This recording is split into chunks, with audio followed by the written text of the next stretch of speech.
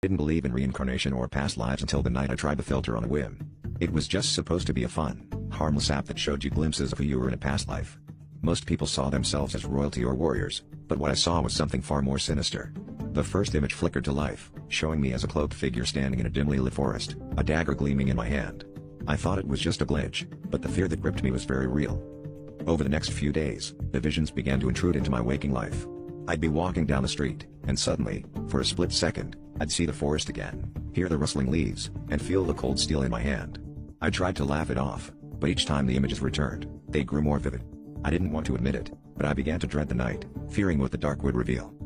Desperate for answers, I researched the forest for my visions, tracing them to a series of unsolved murders in the 1800s. The victims were all found in the same location with the same signature, a clean cut across the throat. The more I delved into the history, the more I realized that the cloaked figure wasn't just a part of my imagination. It was me.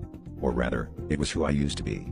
The guilt and horror of my past actions began to weigh heavy on my soul, and I felt the walls of time closing around me. One night, the filter activated itself on my phone, drawing me back into the forest. But this time, I wasn't alone. Shadows flitted between the trees, whispering accusations, demanding retribution. As I tried to run, I stumbled upon an old, decrepit cabin that I hadn't seen in the visions before.